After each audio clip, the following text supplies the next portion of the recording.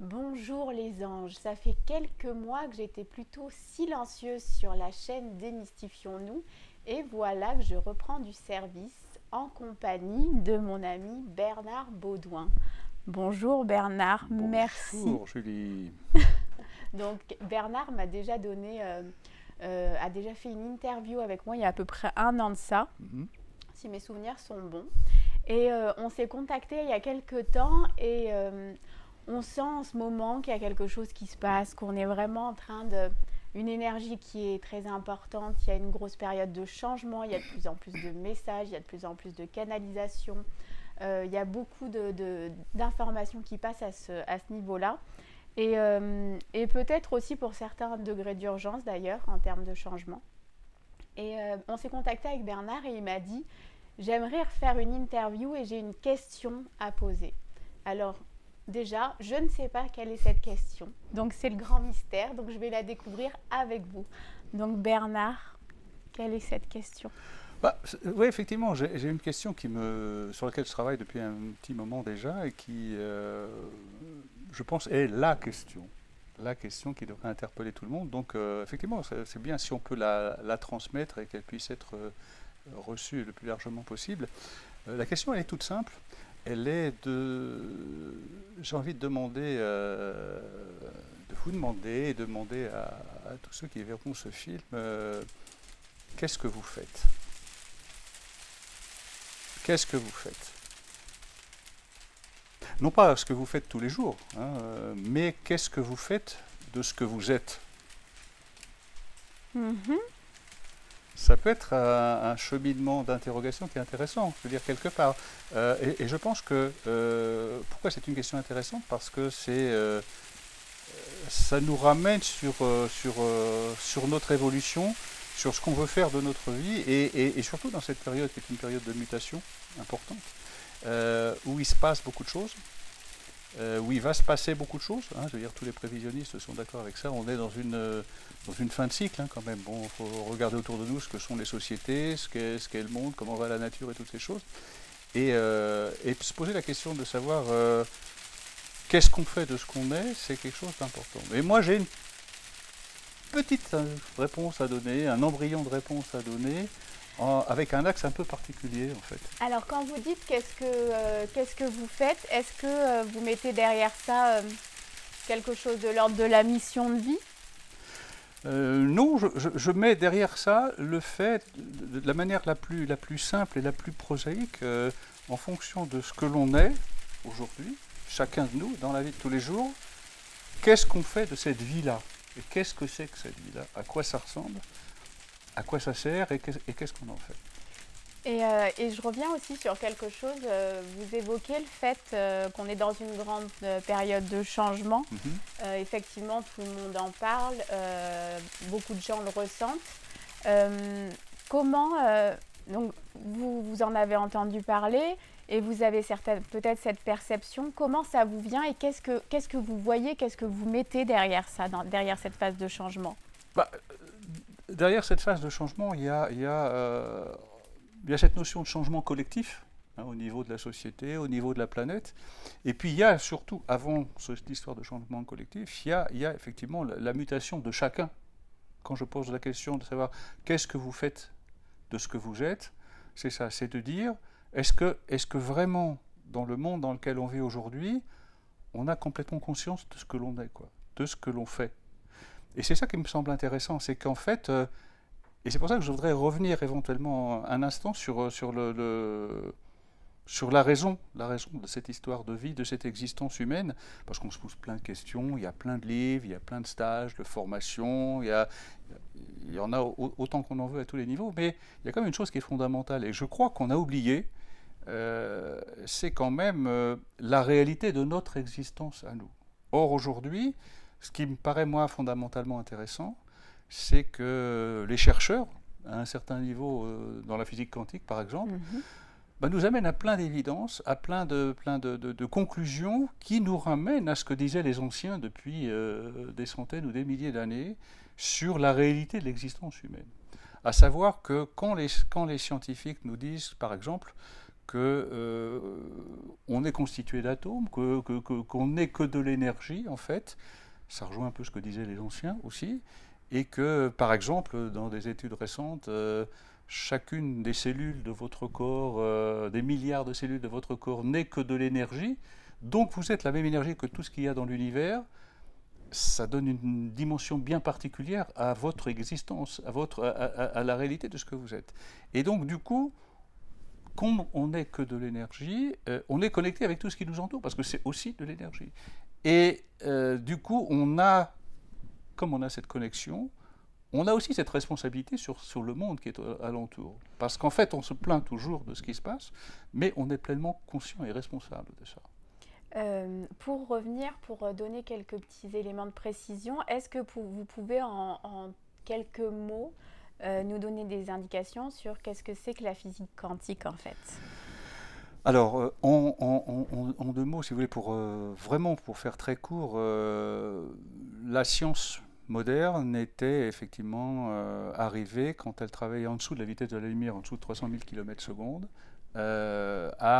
au théorème d'Einstein, E égale mc2, sur lequel a été basée une grande partie de notre physique et de nos conceptions du monde moderne, en fait.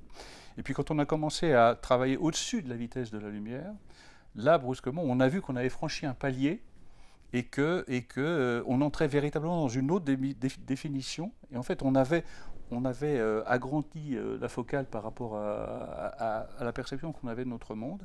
Et par exemple, une des premières choses qui a interpellé les chercheurs, c'était que les notions de passé, présent et avenir n'étaient plus l'une après l'autre historiquement, mais parallèlement dans des dimensions qui étaient parallèles. On s'est dit, attendez, des dimensions parallèles, moi je ne comprends rien, je n'ai pas le passé qui est à côté de moi, ou le futur, toutes ces choses-là. Et puis après, d'autres études, des années après, sont venues sur notre perception à nous du monde, en fait, notre perception du monde à nous, et démontrant aussi que, par exemple, nos cinq sens sont très très limités, et que du coup, on ne peut pas percevoir d'autres dimensions, parce qu'effectivement, on ne va pas percevoir le fait que notre chien entend les ultrasons et pas nous, que notre chat voit la nuit et que nous, on ne voit pas. Et donc, du coup, il y avait une problématique par rapport à cette sensorialité, en fait. Hein. Et donc, du coup, à un moment donné, on en est arrivé, effectivement, à comprendre que l'univers dans lequel on est, et notre univers, nous, puisqu'on est une partie de ça au niveau énergétique, est bien plus grande que tout ce qu'on avait considéré au départ, et que en fait c'est un univers qui est un univers d'information, en fait. C'est-à-dire qu'on nous dit maintenant aujourd'hui que l'univers, en fait, le monde, en fait, c'est de l'information, c'est énormément d'informations, et que nous, pour baser notre conception du monde, on va prendre de l'information à droite et à gauche, et c'est avec ça effectivement qu'on construit nos mondes et qu'on reconstruit en permanence notre univers. Est-ce qu'on peut refaire aller un petit peu plus loin sur justement le passé, présent, futur, qui ne sont pas comme sur la frise chronologique qu'on nous apprend en histoire à l'école, et nous donner quelques éléments. Du coup, si c'est pas comme ça, linéaire, passé, présent, futur, comment en physique quantique ou comment ça se présente? C'est-à-dire qu'en fait, on n'a pas, comment dire, c'est un peu comme si on avait accès qu'à une partie du prisme, en fait. On a accès qu'à une partie du prisme, qu'à une partie de la réalité, en fait, simplement parce que nous ne sommes, et là, bon, c'est pas péjoratif de le dire, mais on n'est jamais que des animaux un peu évolués. Hein. Je veux dire, notre cerveau a grandi, grossi, on a décidé qu'on était les maîtres du monde et on a pris notre emprise sur le monde. Il n'empêche que y a plein d'animaux qui voient plein de choses ou perçoivent plein de choses que nous, on ne peut pas percevoir. Ça veut dire quoi? Ça veut dire que, en fait, la réalité, ce que moi j'appelle la réalité ultime, c'est pas la réalité ordinaire, mais la réalité ultime, c'est que notre univers, il est bien plus vaste que ce que nous percevons. Nous ne percevons qu'une partie infime de ça, si vous voulez. Et donc, du coup, après, le seul moyen de pouvoir percevoir davantage que ça, c'est effectivement, à un moment donné, d'élever nos consciences et de passer d'aller au-delà des sens, de passer au-dessus des sens pour pouvoir éventuellement se connecter, mais alors après on rentre dans des dynamiques de spiritualité, pour pouvoir se connecter à ces autres dimensions qui sont parallèles, qui sont là, qui sont tout autour de nous, mais que nous, simplement, on n'a pas les outils. On n'a pas les outils pour percevoir ça. la physique aujourd'hui nous montre, la science moderne nous montre aujourd'hui qu'il y a énormément de choses qui sont autour de nous. Il y a plein de dimensions dans lesquelles il se passe des flux énergétiques, dans lesquelles il se passe énormément de choses, mais qu'on n'a pas, les outils pour pouvoir percevoir ça. Alors il y a des gens qui vont avoir des capacités, effectivement, avec certains niveaux de conscience, certains niveaux de fréquences vibratoires aussi, pour pouvoir avoir accès à certains moments à ces dimensions-là. C'est les gens qui vont, par exemple, être en connexion avec des disparus, peut-être, ou être en connexion avec des endroits bien particuliers, ou des choses comme ça. C'est des cas particuliers, mais tout le monde devrait pouvoir, à un moment donné, avoir accès à ça. Après, c'est du travail, c'est faut travailler à ça. Tout le monde n'a pas les capacités aussi, peut-être, en termes d'évolution personnelle et spirituelle. Mais ça veut dire quoi? Ça veut dire qu'on est dans un univers beaucoup plus vaste. Et si on replace ça au niveau de l'énergie, au niveau de la lumière véritablement qui est dans notre univers, du coup, ça donne une autre dimension à ce que l'on est, nous, en fait. Et c'est notamment intéressant aujourd'hui dans ce qu'on est en train de vivre. Aujourd'hui, en 2020, en février 2020, quand on voit le monde dans lequel il est, dans quel état il est, en fait, au niveau de la nature, au niveau des sociétés, au niveau de toutes ces choses, où on sent bien qu'on arrive à la fin d'un système, qu'on arrive à la fin de toutes ces choses-là. Et notamment, c'est intéressant, il y a une réflexion qu'on peut se faire aussi sur cette notion de virus qu'on est en train de vivre en ce moment et qui envahit un petit peu la planète d'une manière exponentielle comme ça. On ne sait pas ce que ça va donner. Alors, il y a toutes les hypothèses. Je veux dire, bon, on en a connu aussi déjà qui sont passées et l'humanité a survécu. Mais ce qui est intéressant, c'est quand même que les anciens ou que les grands sages des tribus autochtones et toutes ces choses-là disaient il n'y a pas tellement longtemps qu'en fait, le virus sur la Terre, c'était l'humain. Et c'est intéressant parce que, effectivement, quelque part, quand on regarde la propagation d'un virus et la propagation de l'humain sur la planète Terre et ce qu'il en a fait, on se rend compte que par rapport à la nature, par rapport aux espèces, par rapport aux ressources, effectivement, on s'est approprié toutes ces choses qui ne nous appartenaient pas au départ, en fait. Et on a un peu phagocyté tout ça à la manière dont un virus peut se répandre, toutes ces choses-là. Alors je ne veux pas dire non plus que effectivement l'homme est totalement noir dans cette image-là, mais il n'empêche que quand même, quand on voit la réduction, quand on voit les génocides, quand on voit la réduction des espèces animales, quand on voit le traitement des animaux qu'on fait, quand on voit comment les industries ont dégénéré pour nous donner à manger n'importe quoi ou nous faire boire n'importe quoi, il y a un souci quelque part, quoi. Et quand je pose la question, qu'est-ce que vous faites par rapport à ce que vous êtes réellement, c'est peut-être d'essayer de dire aux gens, c'est peut-être le moment de se poser la question dans cette fin de siècle ou cette fin de période qui était une période à valeur ajoutée très importante. Où est-ce que l'on est? Qu'est-ce que l'on fait? Est-ce que les choix que l'on fait véritablement dans notre vie, c'est des choses qui nous équilibrent, nous harmonisent et nous donnent une certaine plénitude intérieure ou pas, quoi? Je veux dire, ça me paraît fondamental de se poser la question. Je vais revenir sur un élément de tout à l'heure sur les dimensions différentes. Ouais. Quand vous parlez de ces dimensions, est-ce que vous évoquez ce qu'on avait appelé la 3D, la 5D? Est-ce que c'est de ça que vous parlez quand vous évoquez ça? Ce dont je parle, c'est effectivement... comment est-ce que je pourrais dire? Effectivement, il y a des domaines de perception qui sont différents en fonction des états de conscience qui sont les nôtres, en fait, et qui sont en fonction de nos fréquences vibratoires aussi. Et effectivement, plus on élève nos fréquences, plus on se dissocie de notre corps et de nos sens et de nos 5 sens, plus effectivement on perçoit et on accède à d'autres univers qui peuvent être effectivement de l'ordre de la 5e dimension notamment, et peut-être éventuellement pour certaines personnes d'autres dimensions, qui sont des espaces comment dire, complètement éthériques en fait, mais où on accède en fait par une forme de conscience, qui est une forme qui nous ramène à une identité qui est une identité complètement vibratoire et qui n'a plus rien à voir avec l'enveloppe humaine, avec le corps humain et toutes ces choses, quoi.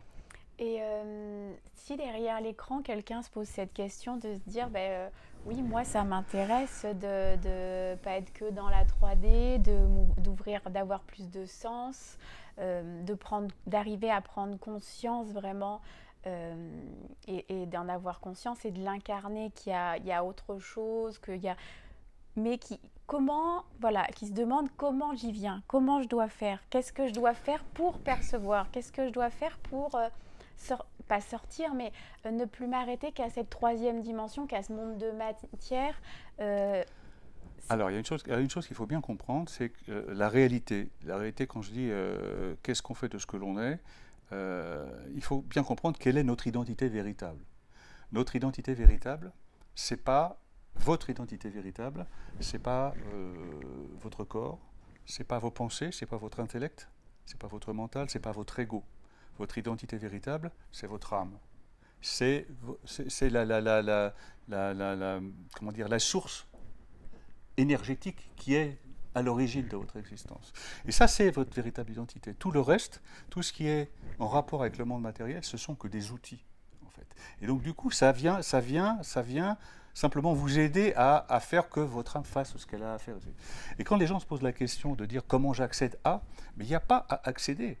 Il n'y a pas à accéder. On procède tous de la même énergie. Tout ce qui nous entoure dans l'univers, ça procède de la même énergie, avec des formulations différentes. La seule chose, c'est qu'effectivement, on n'a pas accès à ça.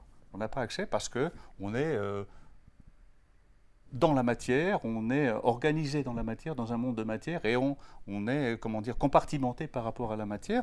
Ça veut dire quoi? Ça veut dire que à l'intérieur de chaque individu, il y a toutes ces connaissances-là, il y a toutes ces choses. Quand je disais tout à l'heure que l'énergie dans chacune des milliards des cellules que l'on a, ça veut dire que c'est la même énergie qu'il y a dans tout l'univers. Donc vous avez toutes les connaissances. Simplement, vous avez donc tous les potentiels.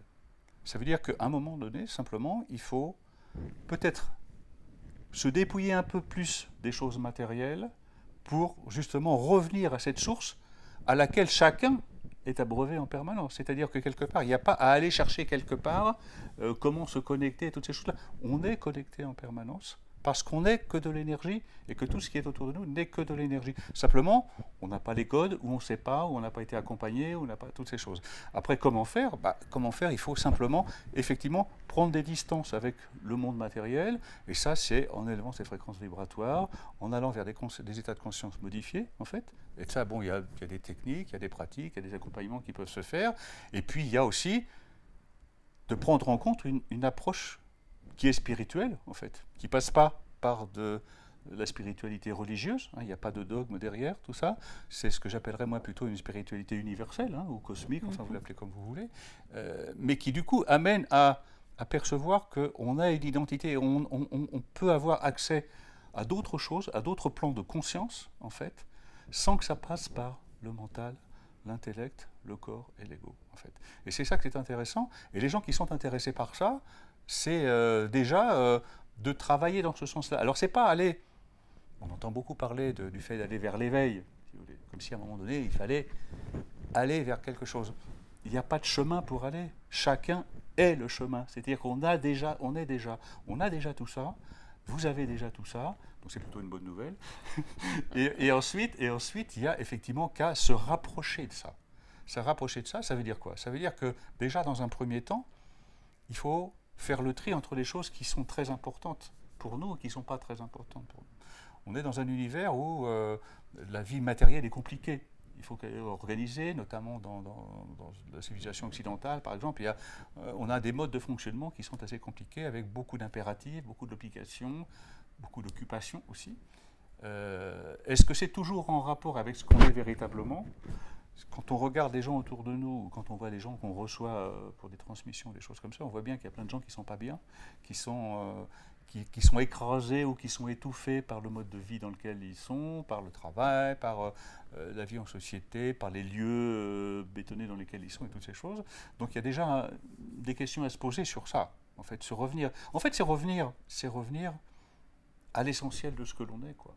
Et l'essentiel de ce que l'on est, c'est cette réalité ultime, c'est ce noyau de base énergétique, en fait, que l'on est véritablement, pour là avoir possibilité d'être en connexion. Mais ça veut dire qu'il faut peut-être effectivement, comme on dit, faire un peu le ménage avec les choses qui nous encombrent la vie de tous les jours, alors il ne s'agit pas, je ne veux pas que les gens arrêtent tout ce qu'ils font pour, voilà, hein, mais c'est de dire, par exemple, moi je dis souvent, d'essayer de prendre de la distance dans sa vie avec tout ce qui ne nous appartient pas.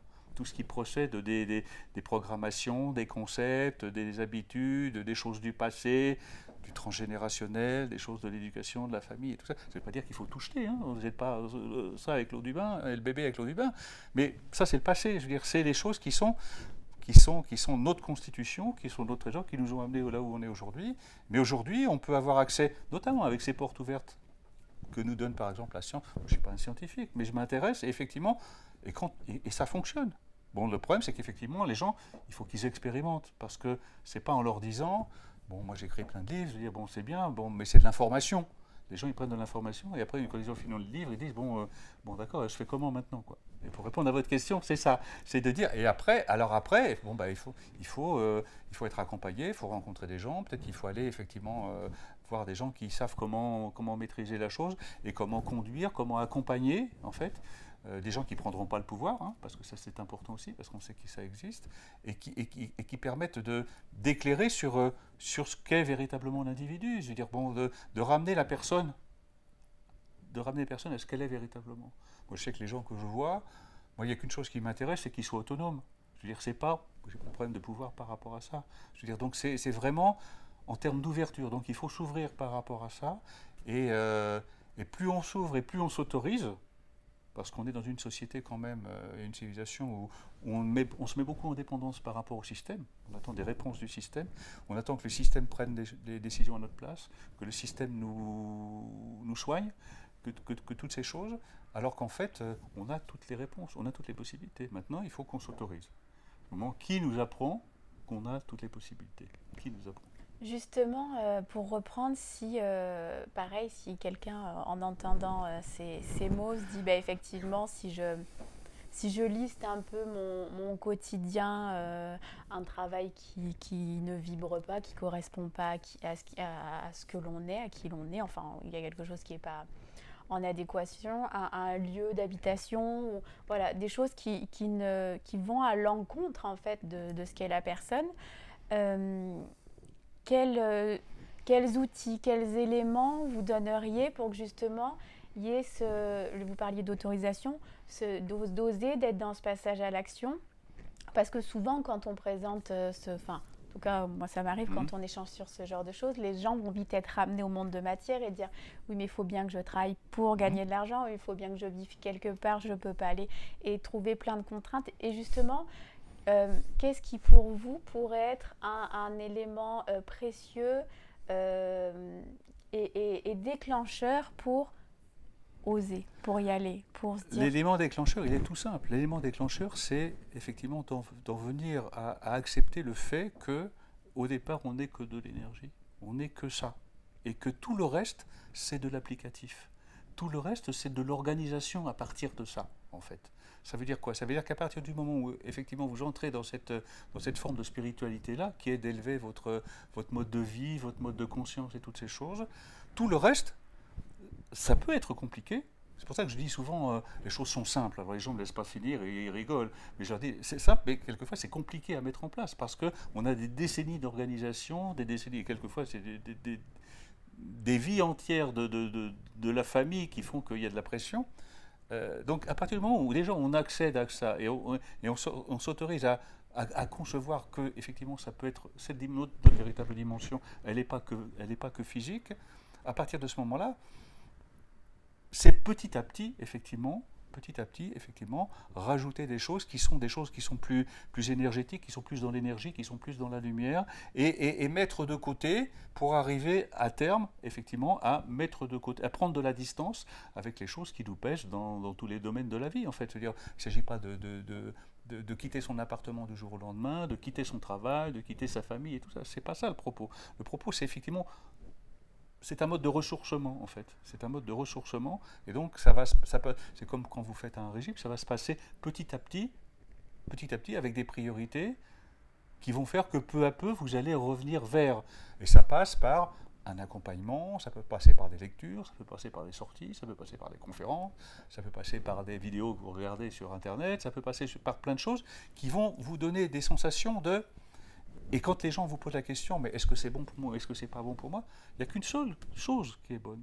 C'est quand ça vous fait vibrer vous, quand vous sentez qu'il y a un caractère de plénitude et que c'est en accord avec ce que vous pensez, ce que vous êtes vous, c'est que c'est à sa place.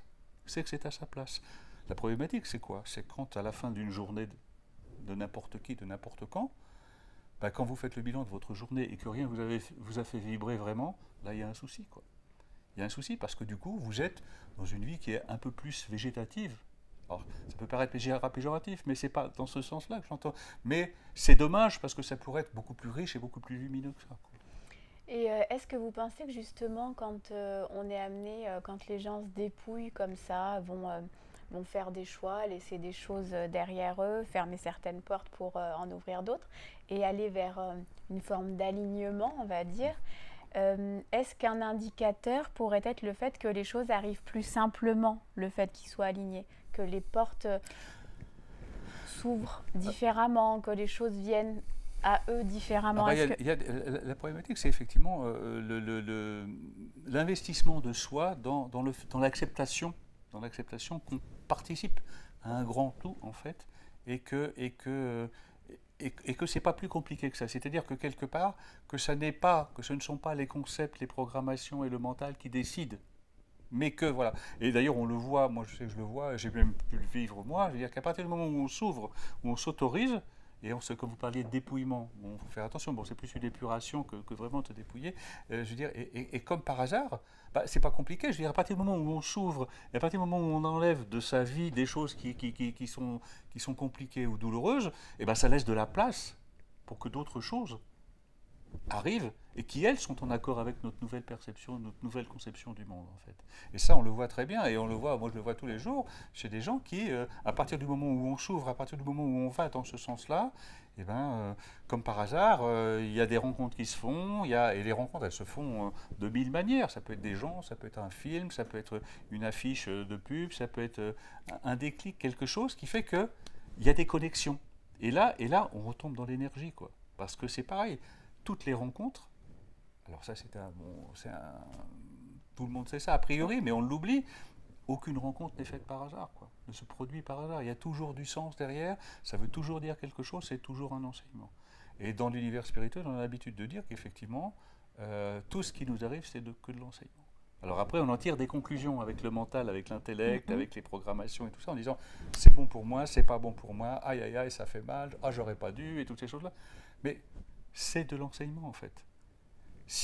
Et ça n'est jamais négatif. C'est négatif quand on n'en tire pas un enseignement.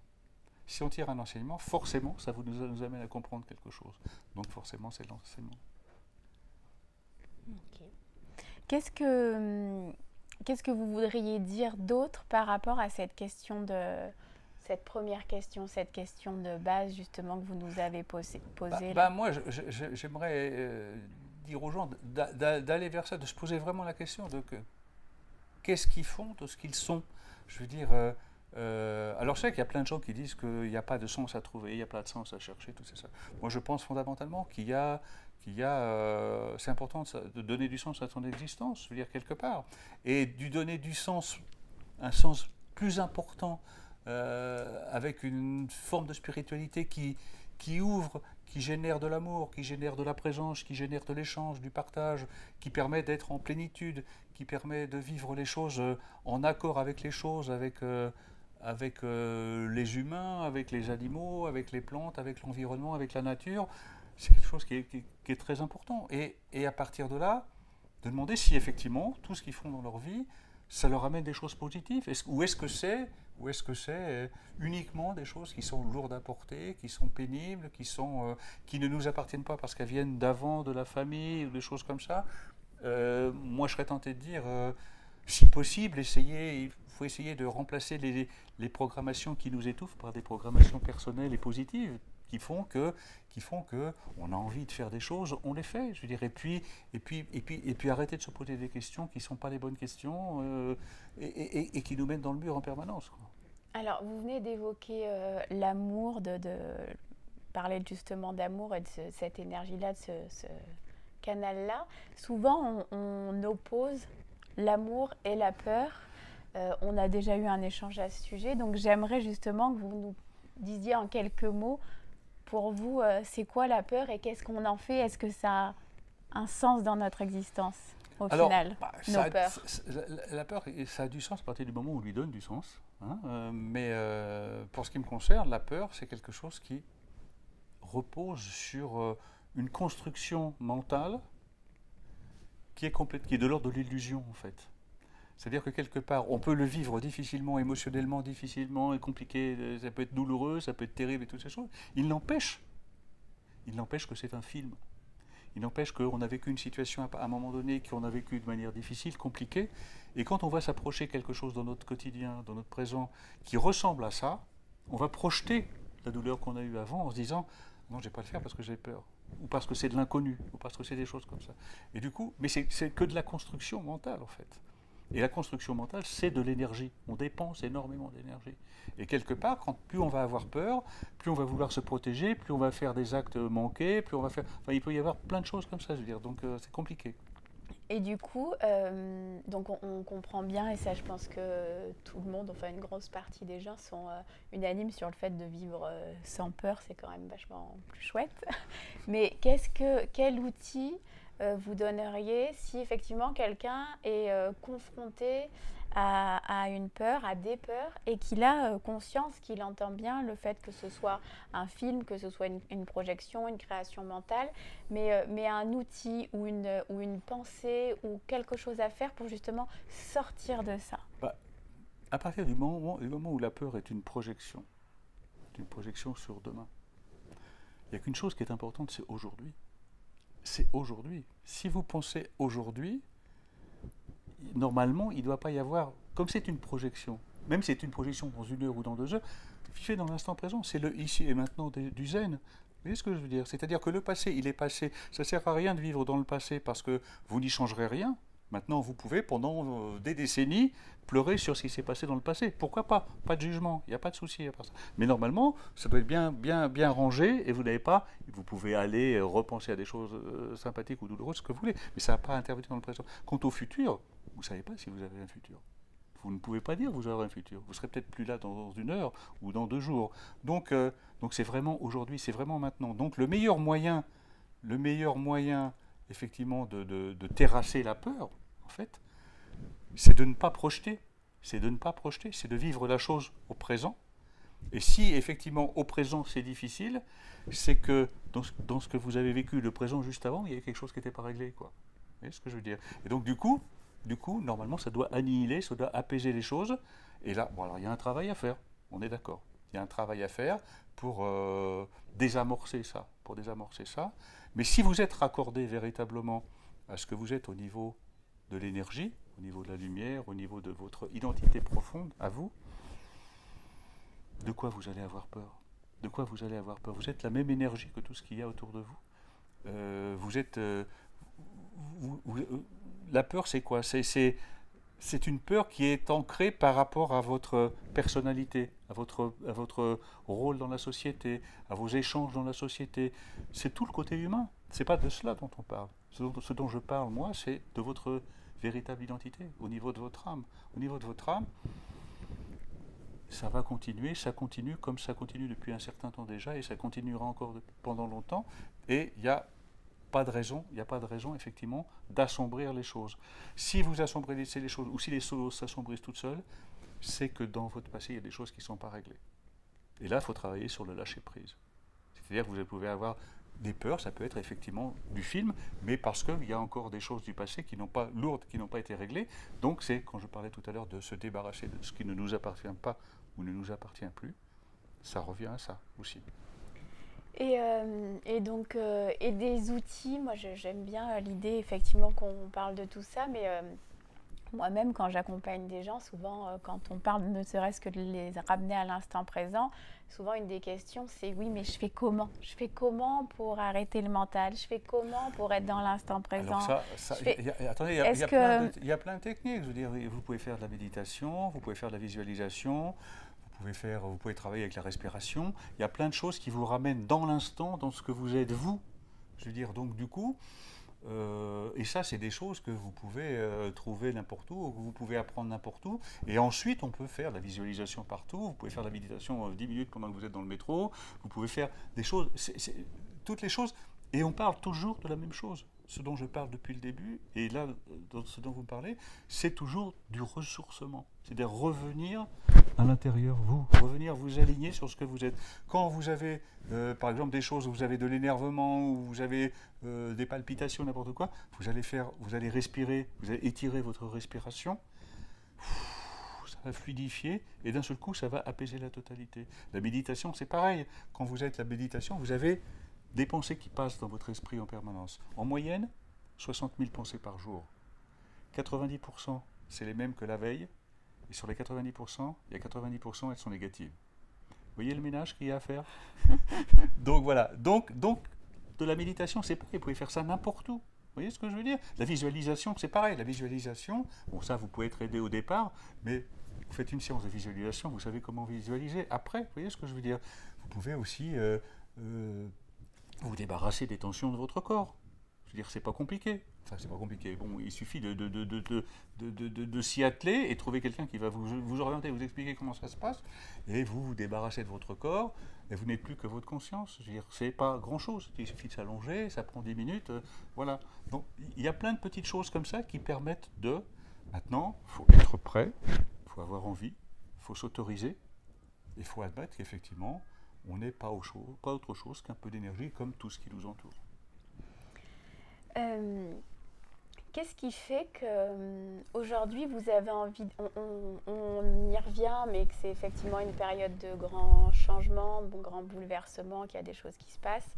D'ailleurs, il y a deux questions derrière ça. C'est déjà, vous, comment, au-delà de ce qui est entendu, est-ce que vous avez des perceptions plus particulières? Est-ce que vous canalisez? Est-ce que vous entendez des choses? Est-ce que vous voyez des choses sur effectivement ce qu'on nous annonce, hein? Est-ce qu'il y a des perceptions qui sont propres à vous, au-delà de ce qu'on entend?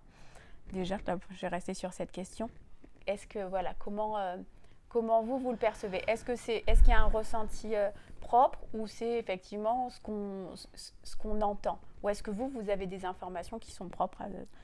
Moi, j'ai des informations qui ne sont pas de mon fait à moi, des choses que je reçois, des choses que j'ai vues, des choses dans lesquelles je me suis trouvé, et qui sont effectivement des informations montrant que on est dans une mutation de notre monde matériel qui est très très importante, qui n'est que le début effectivement d'une grande mutation dans tous les domaines. En fait, hein, dans le domaine humain, dans le domaine de la nature, dans le domaine animal et toutes ces choses, qui fait que certains parlent de la fin d'une civilisation, la fin d'un cycle, ou des choses comme ça. Et c'est vrai que quand on voyage un peu, entre guillemets, effectivement, on a la perception, ou on est informé qu'il va y avoir beaucoup de mutations au niveau humain, il va y avoir beaucoup de mutations au niveau de la nature aussi, mais ça ne veut pas dire que c'est la fin du monde. Je veux dire, ça veut dire simplement que c'est un changement et que c'est un rééquilibrage. On est bien obligé de constater que le monde dans lequel on est aujourd'hui part dans tous les sens et que ça vient n'importe quoi dans plein de domaines. Je veux dire, donc on voit comment sont traités les humains, on voit comment sont traités les animaux, comment est traitée la nature. Et je veux dire, quelque part, c'est quand même loin de ce que pourrait être l'équilibre et la plénitude. Donc il y a une logique quelque part fondamentale, et les gens qui sont en perception et qui reçoivent des informations d'autres dimensions reçoivent tous les mêmes choses, quoi. Je veux dire, à savoir qu'on va inévitablement faire un rééquilibrage qu'on a déjà connu, hein, que notre civilisation a déjà connu, que l'humanité a déjà connu. Alors après, qui va être plus ou moins douloureux en fonction des gens, en fonction des périodes, en fonction des endroits. Vous parliez donc là justement de voyage, donc pour ceux qui, parce que c'est voilà, c'est pas très clair. Je suppose que c'est pas un voyage géographique. Oui, alors ça n'a rien à voir avec la SNCF, on est bien d'accord. Oui, non, bon, c'est effectivement. Bon, en général, j'en parle peu parce que ça peut être mal perçu par certaines personnes. Mais c'est vrai, bon, j'ai accès à certaines informations dans des dimensions qui sont pas celles dans lesquelles on vit tous les jours. Je veux dire, donc, j'y voyage parce que, bon, Oui. comme ça, histoire de donner un mot, la difficulté avec la langue humaine. Donc, quelquefois, on nous le dit, bon, ça, ce sont des mots humains, donc il faut arrêter. Mais voilà, je veux dire, donc, et je prépare un ouvrage là-dessus, je veux dire, pour effectivement expliquer ce qui se passe et ce que j'ai pu voir, ce que j'ai pu traverser. Et après, ça n'engage que moi. Je veux dire, je veux pas, à aucun moment, je dis tout le monde doit penser ça ou tout le monde doit faire ça et toutes ces choses-là. C'est des expériences personnelles en fonction d'une trajectoire personnelle, d'autres expériences avant, des rencontres, des canalisations, des choses. Enfin, voilà. Après, il y a autant de trajectoires que d'expériences et toutes ces choses-là. C'est pour ça que moi j'engage les gens à dire informez-vous, allez aux bonnes sources, faites le tri entre les bonnes sources ou les bonnes personnes à côtoyer, et puis expérimentez, quoi. Expérimentez, quoi. C'est le Bouddha qui disait ne croyez en rien de ce que je vous dis, que vous n'ayez expérimenté. Que vous n'ayez expérimenté. Un grand nombre de traditions spirituelles l'ont un petit peu oublié, quoi. Mais à partir de là, je ne peux pas entrer davantage dans les détails, si vous voulez, dans la mesure où effectivement il y a des choses dont on peut parler, des choses dont on peut moins parler parce qu'elles sont d'un autre domaine, si vous voulez. Mais il y a plein de gens qui ont ces perceptions-là aussi et qui entrevoient la même chose. Maintenant, c'est la réaction qu'on peut avoir par rapport à ça. Moi, je dis, dans ce que je peux essayer de faire comprendre aux gens ou d'essayer de transmettre ou de faire participer de mon expérience, c'est de dire revenez à la source de vous-même, quoi. Revenez où vous êtes. Le temps passe vite. Une vie humaine, ça passe vite. Mais 30 ans, c'est 10 200 jours quand même. Donc il y a 10 200 jours, il y a le temps de faire des choses sympathiques, de se faire du bien, de revenir à la source, de faire du bien à son âme, aux âmes qui nous entourent, notre famille d'âmes, de se reconnecter à ce qu'on est venu faire. Qu'est-ce que vous êtes venu faire ? C'est une question aussi que moi je pose beaucoup aux gens qui viennent me voir en disant qu'est-ce que vous êtes venu faire dans ce monde-là et qu'est-ce que vous y faites ? Une bonne question aussi. Et c'est très bien parce que ça introduit ma prochaine question. J'allais justement vous poser, là aujourd'hui vous passez, et c'est vrai que de plus en plus de gens qui circulent, qui ont ces informations, qui viennent les transmettre. On sent bien que les langues se délient, que beaucoup plus de gens parlent de tout ça. Et du coup, je voulais vous poser la question du sens derrière tout ça, de passer ce message. Qu'est-ce qui vous pousse, vous, aujourd'hui, à dire il faut le dire, il faut en parler, il faut que ça se sache, et justement d'amener un peu à cette notion de réveil. Quel est le sens derrière ça ? Qu'est-ce qui vous anime par rapport à ça ? C'est le moment. C'est ce que je suis venu faire. 2, c'est le moment. Et 3, il y a urgence. Voilà, j'ai pas d'autres réponses. Je veux dire, c'est pour moi, c'est pour moi, c'est évident. Je veux dire, bon, moi, je suis dans cette dynamique-là, si vous voulez, et au travers de tout ce que j'ai pu vivre, je suis arrivé à ça. C'est pour ça qu'aujourd'hui, j'ai créé un livre sur ma trajectoire. Mais je veux dire, voilà, je veux dire, et pour moi, c'est tellement évident, si vous voulez. Donc, et je suis conscient aussi que ça ne m'est pas donné d'avoir cette perception-là et cette conscience-là que pour moi. Parce que je m'appelle un tel et que j'ai tel physique et tout ça. C'est simplement que je suis un canal, quoi. Je veux dire, donc effectivement, quand je parle à des gens de leur vie sans les connaître, je veux dire, donc c'est pareil, je suis juste un lien. Mais il ne faut pas oublier que chacun d'entre nous est un lien. Chacun d'entre nous peut être un médium. Et chacun d'entre nous est comme un arbre. On a tous les pieds dans la terre et la tête dans le ciel. D'accord ? On est de la même manière. Regardez les arbres, il y a beaucoup de livres sur les arbres, tout ça, j'en ai fait aussi moi. Mais les arbres, vers quoi ils s'élèvent, l'arbre ? Vers la lumière. D'accord ? Nous, c'est pareil. On est le lien entre cette terre-là et ce ciel-là, entre le tellurique et le cosmique. Donc, Soyons le lien avec ça et assumons ce rôle-là jusqu'au bout. Je dirais, il y a des choses fantastiques à faire, quoi. Tout est possible, tout est possible. Donc il faut que ça soit lumineux et, si possible, sortir de tout ce qui nous étouffe, quoi. Et justement, quel serait le gain, même si c'est pas très joli, mais ces gens-là qui écoutent, qui vont avoir cette réflexion de sortir des conditionnements, de revenir à la source, de revenir à leur instant présent, pour vous, c'est quoi le gain primordial dans une vie de revenir à tout ça? Qu'est-ce qu'on y trouve? C'est de renouer avec notre humanité première.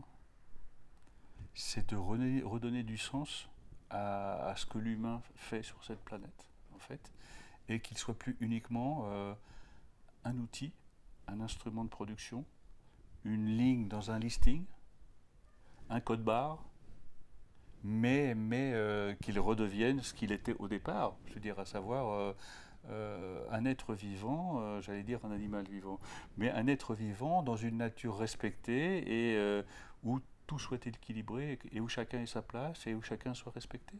Je veux dire, ça ramène revenir à notre essence première, ça nous ramène à notre condition humaine.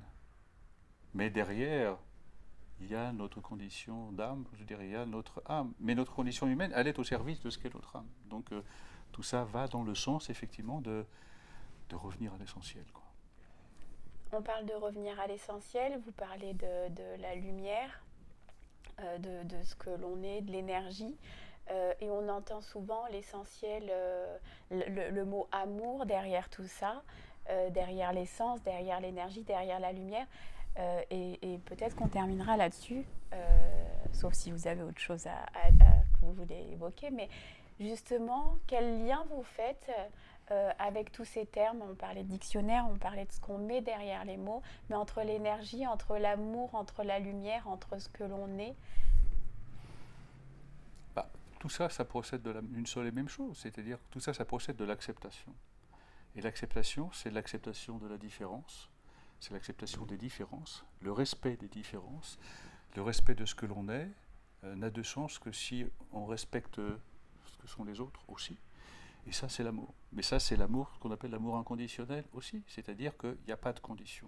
C'est-à-dire que si on respecte les autres, si on respecte la nature, si on respecte les choses, si on se respecte soi-même, sans condition, tout est à sa place.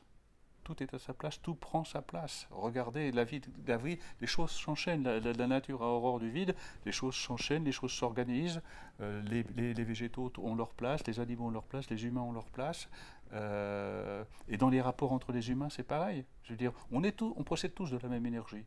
Donc, aimer tout le monde, c'est normal. Alors après, on met des nuances, bien évidemment, mais je veux dire, c'est normal, c'est la moindre des choses. On procède de la même chose. On procède de la même chose. Donc, il y a un lien forcément quelque part. Revenir vers ce lien-là, c'est remettre de l'humanité, remettre de l'équilibre, remettre de la confiance, et c'est surtout ne plus se sentir étouffé, apeuré, esseulé, délaissé, abandonné. C'est être avec. C'est à nouveau faire partie. Et ça veut dire quoi? Ça veut dire reconstruire une civilisation, ça veut dire reconstruire une humanité dans un autre monde. Seulement le problème, c'est qu'effectivement, il va falloir faire le ménage dans ce monde-là. Bon, écoutez, sauf si vous avez autre chose à dire, moi je pense que c'est des bons mots de fin. C'était déjà très riche, très dense en informations. N'hésitez pas d'ailleurs en commentaire à poser vos questions parce qu'effectivement Bernard a énormément de savoir, de connaissances. Donc déjà vous pouvez retrouver beaucoup de ce qu'il délivre dans cette interview, dans ses nombreux livres, parce que je ne sais plus bien à combien il en est, mais 130 et quelques, 6, 7, 8, enfin bref. Donc vous pouvez retrouver ça. N'hésitez pas à poser en commentaire les questions. Donc on y répondra, soit j'y répondrai ou je les ferai passer à Bernard pour qu'il y réponde et que vous ayez tous les éléments pour avoir une bonne compréhension de tout ce qui est évoqué là. Et puis Voilà, merci pour cette... Merci à vous, et puis prenez soin de vous. Et pour chacun, c'est pareil. Je veux dire, prenez soin de votre âme, et puis des autres comme de votre âme, et tout ira bien, quoi. Merci beaucoup. À bientôt. À bientôt. Au revoir.